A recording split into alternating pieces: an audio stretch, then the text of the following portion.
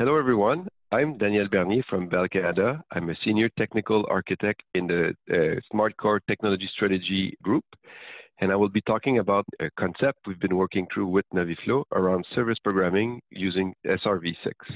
If you look at service chaining, or in the case of segment routing, we call it service programming, there's a few service problem statements the industry has been faced with over the time. We know that real deployable network service composition is hard. From the theory and the standardization efforts to the real deployment, it's not something trivial to do on an existing network and even greenfield as we move forward.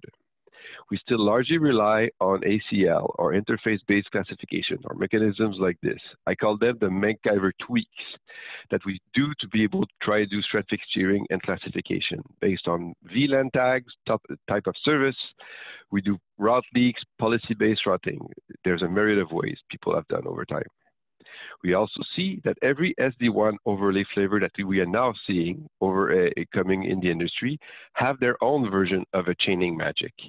Depending on the technology and the overlay mechanism they use, they create different variations of how to do those kind of service function chains. And it's not that trivial to try to integrate multiple or any of them together. We still deploy our service chains based on linear patterns. We think that an application goes from A to B to C to D, and in reality, based on the patterns, those applications don't follow the same patterns. We still have not reconciled how we do network versus application awareness. So we do some functionality based on classification in the application without taking care of what the network underneath can be doing. Or we assume that the network is easily programmable or adaptable to the various overlays we create when we do some of those application patterns. We have not yet reconciled the local versus remote or multi-cloud dilemma, meaning I can have a chain that starts in a specific location because it's better to be suited locally, while some services can be done metro or national because of the agglomeration of services that need to be composed. Creating a chain like this is not trivial yet, based on our existing networks. And when you start to factor in multi-cloud, it becomes even more complex. In the bottom, I have a diagram explaining the new evolution of how we do networking and the evolution of our telco platform based on edge computing, distribution, and 5G as it goes in. Problem statement number 2. We now do service function scaling based on vertical. We do a vertical growth. Theoretically, because they're in the network and the complexity associated to it, we have a tendency to grow these functions vertically. We buy more. We increase the capability because for some instances we might need to have a high throughput or specific requirements. So we keep growing those boxes without having the capability of horizontally scaling them. A big problem we have also is when we try to do a new network and build new services, how do we reconcile the existing? We have highly cost implemented devices which have been pulled into our networks. It's not really trivial to say that we're going to remove them just because we're trying to do build a new network. Some of them have long lives ahead of them based on their capabilities, so we'd like to be able to reuse them. We have a tendency right now to do all those services, we call them physically in line. So they are not part of the networking topology. They're just connected as bump in the wires and technologies like this. So they do hinder the way we are now building our networks. Equal cost paths, class fabrics, how do we move around orchestrated reconfiguration of those functions? These are things which we cannot do based on those bump in the wire modes, and they are creating some complexity in our network as we try to grow new services or add new services more dynamically.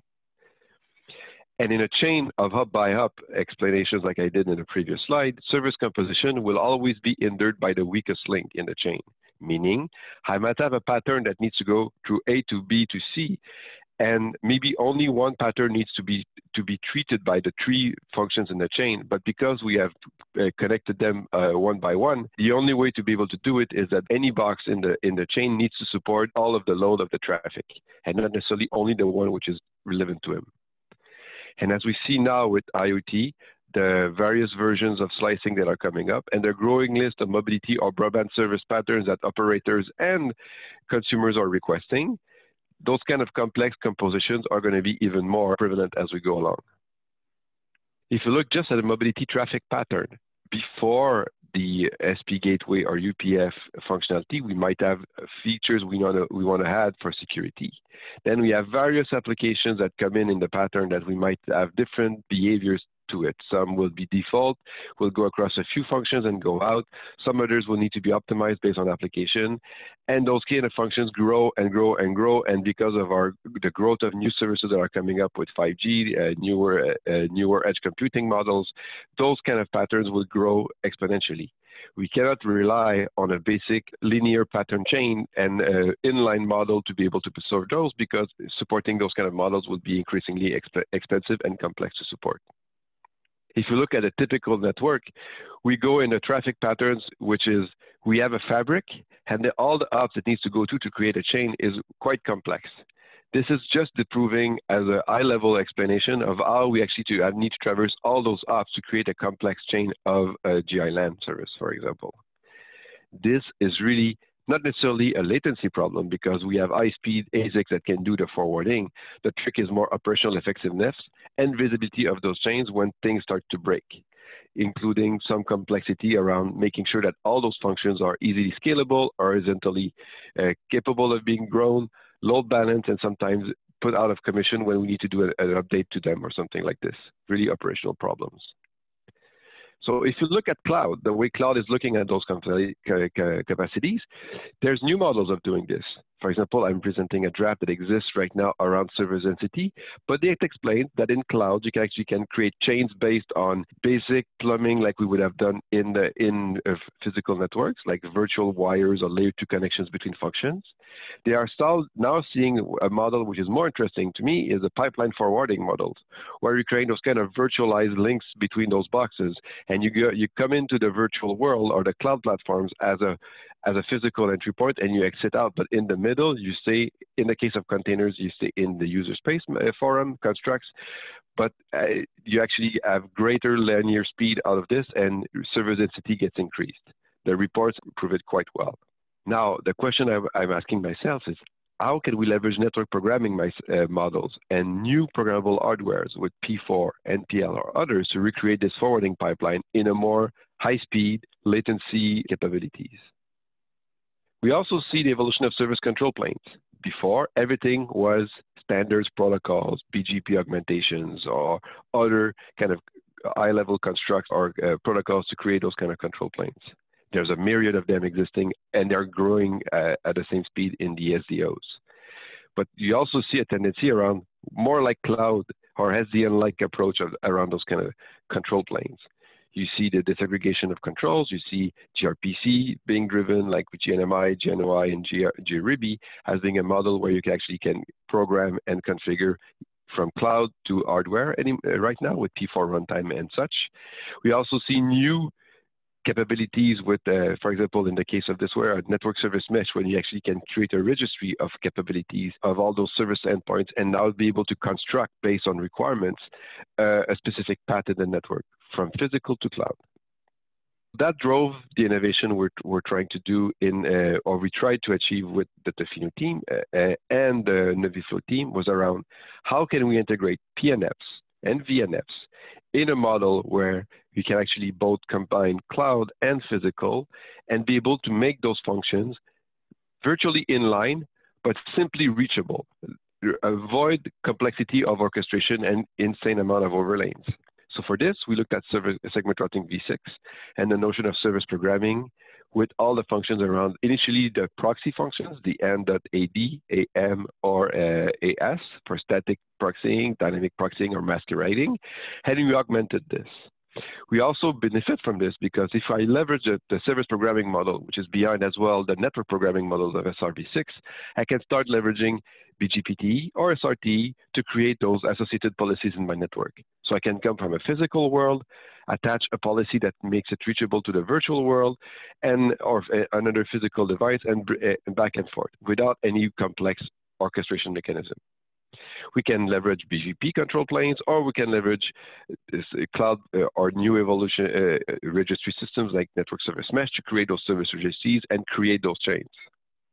And because of the proxy model available and the capabilities of programmable pipelines like Tofino, we're able to make this available for PNFs or VNFs that are, and CNFs if you wanted to, which are SR aware or not. Meaning that I can use my existing devices and I can create that virtual chain into a network. The beauty of the programmable pipeline is rather than have to do recirculation and recreate a chain per device, I can create an entry in a segment routing forwarding plane using a segment ID from either 128-bit, the standard one, or compressed SID, the USID one, and be able to associate that with a forwarding behavior within the ASIC that ties back all those functions, both PNFs, VNFs using SRv6, or CNFs if they are also using the SRv6 models. And then I can create, based on the composition I want, a chain which is associated with multiple functions, a single function, and it as a result of a Yang model being pushed to a device. And in that network, I can change the chain understanding or the chain behavior in the Tofino pipeline or the platform independently of how the network orchestrated. So I can create a policy. That policy will never change in my network if I'm associating with a SID that doesn't change. So that's really quite flexible, less orchestration, and I can leverage my existing capabilities. And now, when combined with the underlying capabilities of IPv6 and using SRv6, I can now make all those physical, virtual, or containerized functions attached to the programmable pipeline available nationwide with ease, without too many complex orchestration overlays, and being able to leverage inherent capabilities of IPv6 to scale, distribute, and make them reachable. Meaning I have now a more resilient and easier to compose network to support the growing needs as they are coming in the future years. And with that, I'm leaving you to Jesper from the NoviFlow team, who will be able to go through how they have been exposing those capabilities in their product line. Jesper, the ball is yours. Thank you, Daniel, and good morning, everyone. My name is Jesper Eriksson, and I'm the VP of Product Management and one of the co-founders of NoviFlow. NoviFlow was founded in 2012 by 4 telecom executives. We're based in Montreal, and our focus is on software-defined networking and scaling cybersecurity. Our core product is an SDN networking operating system software that runs on white box switches. We also build controllers and applications on top of our NOS to create complete solutions. Our SDN NOS runs on NVIDIA Mellanox network processors and Intel Barefoot Tofino silicon. Our business is to license and support our software to major carriers, large enterprises, and governments. CyberMapper is a NoviFlow solution that provides a number of network services that operators need in their network. It consists of the CyberMapper application and controller that leverages the capabilities of the NoviWare NOS running on Barefoot Tofino white box switches. The Threat Intelligence Gateway service is a way for operators to block certain traffic from getting onto their network. CyberMapper will execute any deny list directly in the Tofino silicon and do so much more efficiently than on an x86. An example of a deny list is the deny list published by the Internet Watch Foundation. The packet broker services include things like filtering, mirroring, and port pairing. The load balancing services are built on top of a sticky and stateless load balancer implemented directly in the Tofino silicon. It supports proportional load balancing and the ability to dynamically grow or shrink the pool of load balanced physical or virtual security services. Networking services include in-band network telemetry for security services, latency, performance monitoring, SRv6 routing that allows the security services to be globally addressable and service chained in the SRv6 network, and SRv6 security services proxy that allows the operator to associate one or more security services load balanced by the CyberMapper to an SRv6 segment ID or SID that is then advertised to the network. This slide shows how CyberMapper with SRv6 can be used in a mobile network. Traffic from the left or the mobile subscriber is sent through one or more network services in the mobile backhaul before it is forwarded to the mobile core. Traffic from the right, or the internet, is sent through one or more network services on the GI LAN before it is forwarded to the mobile core. The specific set of network services on the backhaul and GI LAN vary by operator, and CyberMapper is already in production performing load balancing of security services on the backhaul and GI LAN. This is the end of our presentation. I thank you for watching, and I hope you found this interesting and useful. If you have any questions, please feel free to visit NoviFlow's website at www.noviflow.com or give us a call. Thank you.